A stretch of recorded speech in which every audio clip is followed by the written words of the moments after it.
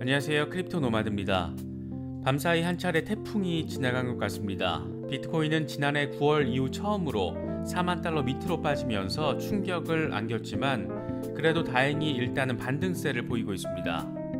비트코인은 4만 달러 밑으로 빠진 뒤에 기술적인 반등을 보이면서 현재 4만 1000달러 중후반에서 흐름을 유지하고 있습니다. 4만 달러 부분에서 안정화될 것이다, 2만 달러까지 빠질 수도 있다, 여러 극단적인 전망들이 나오면서 참 어려운 시기가 지나가고 있다는 점을 느낄 수 있습니다.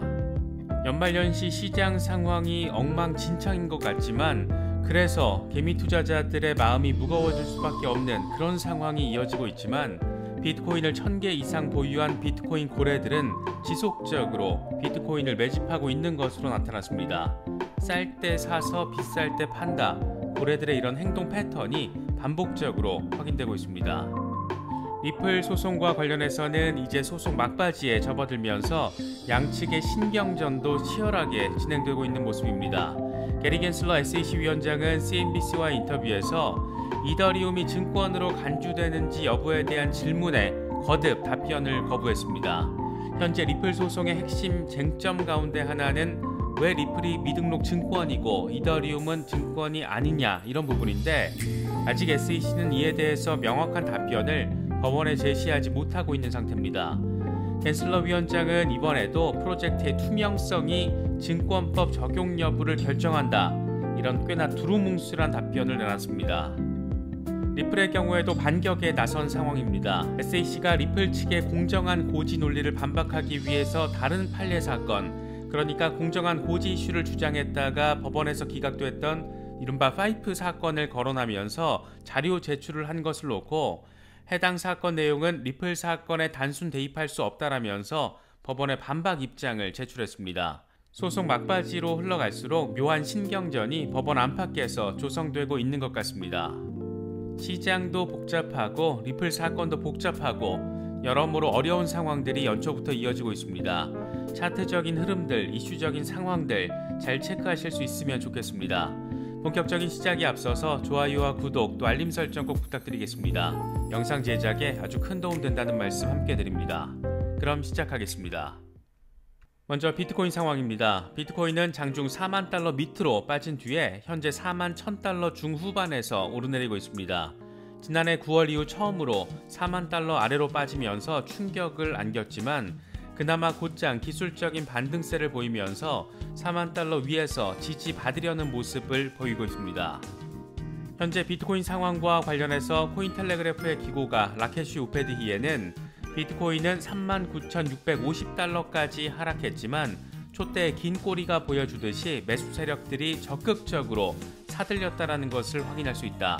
만약 매수 세력이 여기서 가격 반등을 만들어낼 경우 가격을 20일 지수이동 평균인 45,369달러까지 시도할 수 있다라고 진단했습니다.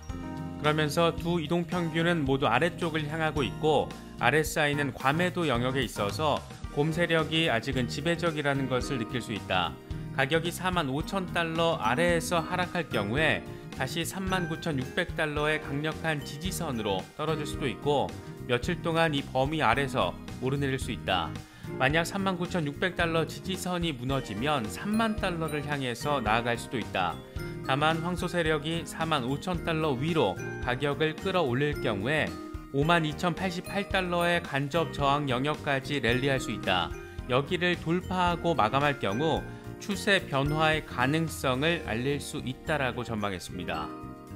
코인데스크의 경우에는 비트코인이 4만 달러 주변에 자리한 단기 지지선을 유지하고 있지만 상방향 움직임은 4만 3,000달러에서 4만 5,000달러 부근에서 제한될 거라고 진단했습니다. 그러면서 비트코인 4시간 차트에서 RSI가 과매도 레벨에서 상승하고 있다. 2개월에 걸친 하락 추세를 고려할 때 상방향 모멘텀은 약화됐고 이건 매도 세력이 저항선 부근에서 계속 활발한 움직임을 보일 가능성을 의미한다라고 설명했습니다. 코인데스크는 비트코인이 4만 달러 아래로 떨어진 것과 관련해 24시간 동안 3억 4,300만 달러 규모의 암호화폐 청산이 이뤄졌다라고 보도했습니다. 이 가운데 1억 2,200만 달러는 비트코인 거래 포지션인 것으로 나타났는데 가장 많은 청산은 OKEX에서 발생했고 바이낸스가 그 뒤를 이었습니다. 이더리움과 관련된 거래 포지션은 8,900만 달러 규모가 청산된 것으로 나타났습니다. 온체인 데이터 분석가 윌리 우의 경우에는 암호화폐 거래소 전반에 걸쳐서 비트코인과 이더리움이 총 1억 1천만 달러 규모가 청산됐고 그 직후에 비트코인 4만 달러가 무너졌다라고 분석했습니다. 그는 한국 시간으로 10일 밤 11시쯤 비트코인 5,725만 달러 규모, 이더리움 3,803만 달러 규모의 선물이 청산이 됐고 이 직후에 비트코인은 4만 달러 아래로 또 이더리움은 3,000 달러 아래로 주저앉았다라고 설명했습니다. 시장이 이처럼 혼란을 겪고 있는 가운데 비트코인이 여차하면 2만 달러 선을 반납할 수도 있다라는 전망도 나왔습니다. 블룸버그는 비트코인이 2012년 이후 연초 최대 낙폭 기록을 세웠고 연준의 긴축 정책으로 암호화폐가 계속해서 하방 압력을 받을 수 있다라고 보도했습니다. 이와 관련해서 제이 해필드 인프라스트럭처 캐피털의 CEO는 비트코인은 2022년 2만 달러 선을 반납할 수 있다라고 주장하기도 했습니다. 반면 블룸버그의 시니어 전략가인 마이크 맥클론의 경우에는 4만 달러 선이 중요한 기술적인 지지선이다. 암호화폐는 현재 리스크 선호도 하락의 대표적인 사례라고 할 수 있다. 단 글로벌 디지털화가 계속되면서 비트코인이 벤치마크 담보물로 활용되면서 결국에는 앞서 나가게 될 것이다라고 내다봤습니다. 비트코인 가격이 지속적인 약세를 보이면서 현재 수익 상태인 비트코인 주소 비율이 지난해 7월 수준으로 떨어지는 것으로 나타났습니다.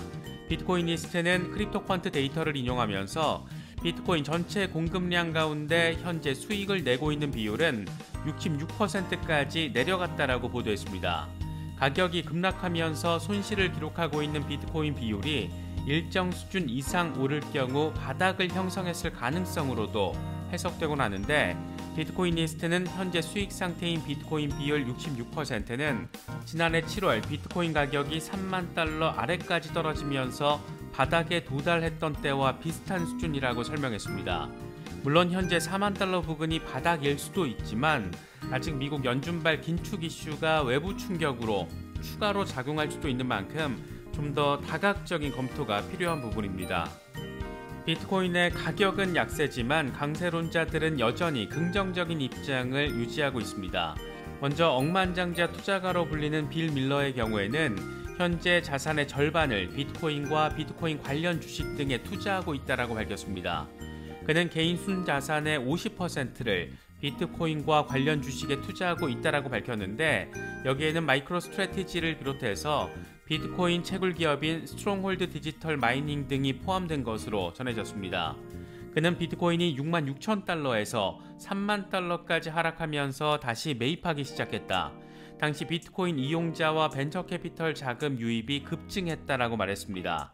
그러면서 비트코인은 금을 능가하는 강력한 투자 수단일 뿐만 아니라 금융 재앙을 대비하는 보험으로도 보고 있다라고 덧붙였습니다. 월가에서 전설적인 투자자로 불리는 에델만 파이낸셜 엔진의 창업자 릭 에델만은 2022년 말까지 미국인의 3분의 1이 비트코인을 소유하게 될 것이라고 말하면서 지지자다운 입장을 거듭 강조했습니다. 그는 비트코인은 150년 만에 처음으로 등장한 진짜 새로운 자산 클래스다 이렇게 밝히면서 적극적인 비트코인 지지자를 자처하고 있는 그런 인물이기도 합니다. 비트코인 1000개 이상을 보유한 비트코인 고래들의 경우에도 최근 지속적으로 비트코인 매집을 이어가고 있는 것으로 나타났습니다. 온체인 데이터 분석 기업인 인투더블럭은 비트코인 가격이 5만 달러 아래로 떨어지면서 비트코인 고래들이 보유량을 늘리고 있다. 해당 고래 주소들은 랠리에서 보유량을 줄이고 낮은 가격에서 매수하는 경향이 있다라고 밝혔습니다. 차트에서 파란색 선이 고래 주소의 비트코인 물량이고 검은색 선이 비트코인 가격인데 가격이 떨어질수록 매집량이 늘어난다는 점을 반복적으로 확인할 수 있습니다. 이어서 리플 소송 상황 짚어보도록 하겠습니다. 게리 겐슬러 SEC 위원장이 CNBC에 출연했는데 이더리움이 미등록 증권인지를 묻는 질문에 대해서도 이번에도 거듭해서 언급을 거부했습니다. 리플 소송과 관련해 핵심적인 쟁점인 만큼 법원 밖에서 공개적으로 답변을 하기 어려운 부분도 있겠지만 이번에도 두루뭉술한 규제 기준을 제시하면서 어설픈 답변이다, 이런 빈축을 사고 있습니다. 겐슬러 위원장은 금융 시스템은 신용을 기반으로 하고 내부 거래를 막는 것이 신용 시스템에 있어서 매우 중요하다. 일부 암호화폐 프로젝트가 대중으로부터 자금을 조달하고 있는데 이들이 대중에게 충분한 정보를 제공하는지 광고가 진실한지에 따라서 해당 프로젝트의 증권법 적용 여부가 결정된다. 이런 모호한 기준을 이번에도 제시했습니다. 이어서 암호화폐든 스펙이든 간에 프로젝트가 대중으로부터 자금을 모으는 한 기본 정보는 공개돼야 한다라고 강조했습니다. 그러면서 너무 많은 암호화폐 프로젝트들이 SEC에 등록하지 않기 위해서 다른 것으로 위장하려고 한다. 그저 다른 존재일 뿐이다 이렇게 말한다라면서 나름의 불만을 표출하기도 했습니다. 겐슬러 위원장이 방송에서 이런 하소연을 하고 있을 때 리플 측은 SEC의 공정한 고지 관련 이슈와 관련해서 반박 의견서를 법원에 제출했습니다. 핵심은 SEC가 거론한 파이프 사건과 리플 사건은 본질적으로 다르다라는 겁니다. 리플 측은 파이프 사건과 다르게 리플은 SEC가 가치 있는 판단을 진행하는 것을 막기 위해서 공정한 고지 방어에 의존하는 것이 아니다. 리플은 단지 법적으로 인정받을 수 있는 변호를 기록에 제시하는 것을 배제하지 말 것을 요구하는 것이다. 이렇게 강조했습니다. 말 자체가 조금 어려운데 이와 관련해서 제레미 호건 변호사는 파이프 사건은 공정한 고지 자체와 관련된 사건이다. 소송 자체를 기각시키기 위한 논리였다.